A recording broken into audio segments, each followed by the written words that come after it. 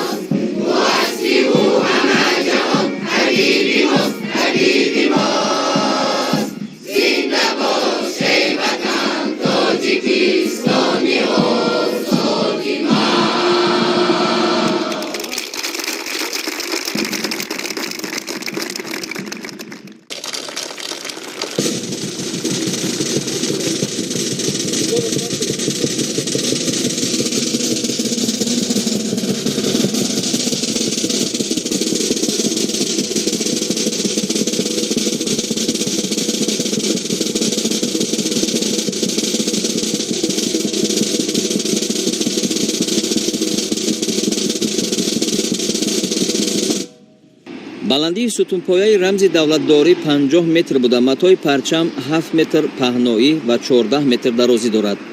масоҳати умумии майдони парчами давлатӣ ки дар маркази деҳот сохта шудааст 6345 метри мураббаъ буда он ба ҳусни ин маҳал зебогии дигар зам мекунад. майдони парчами давлатӣ сафолакпӯш карда шуда бо гулу бутаҳои ороишӣ зебу зиннат ёфтааст.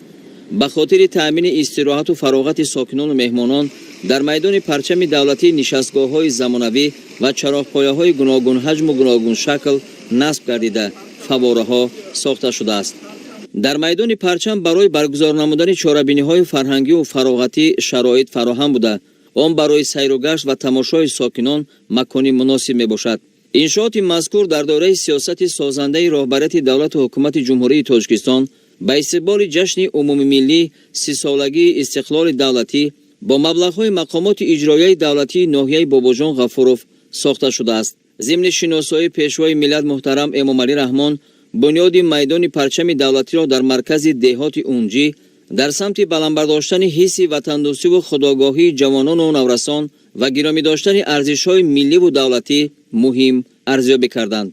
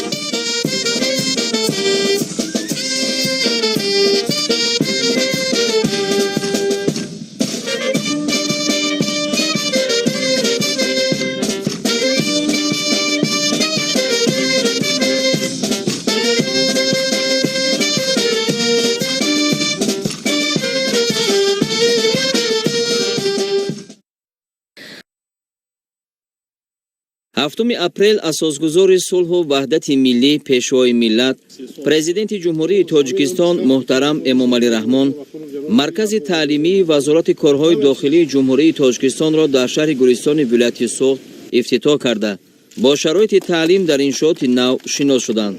нахуст дар саҳни ҳавлӣ ба сарвари давлат муҳтарам Эмомалӣ Раҳмон маҳсулоти кишоварзӣ, хоҷагӣ, ёрирасони маркази таълимӣ ва намунаи сару либоси мавсимии кормандони мақомоти ҳифзи ҳуқуқу тартибот муаррифӣ карда шуд. масоҳати умумии заминҳои ин мавзеъ 4,7 гектарро ташкил дода дар масоҳати 16 садяк замин 4 гармхонаи парвариши сабзавот, лимӯ ва дар майдони 1 гектар боғи дарахтони зардолу, олуча, олу ва себ бунёд шудааст. маркази таълимӣ ва заминҳои киш дар соҳили баҳри Тоҷик дар як мавзеи дилфиреб ҷойгир мебошад. дар хоҷагии ёрирасон 10 нафар машғули кор аст. ҳосили ба дастоварда аз хоҷагии ёрирасон барои таъмини кормандони мақомот бо маводи ниёзи аввал равона карда мешавад. баъди шиносоӣ бо дастовардҳои хоҷагидорон ба президенти мамлакат намунаи сару либоси мавсимии кормандони мақомоти ҳифзи ҳуқуқу тартибот ки бо тарҳи миллӣ ва аврупоӣ духта мешавад муаррифӣ гардид. бояд гуфт ки бо дастгирии сарвари давлат муҳтарам Эмомалӣ Раҳмон дар замони соҳибистиқлолӣ тамоми сохторҳои қудратӣ ва мақомоти ҳифзи ҳуқуқу тартиботи мамлакат бо сару либос, таҷҳизоти техникии низомӣ, манзили зист, ҷойҳои кории муосир ва маводи ниёзи аввал пурра таъмин мебошанд.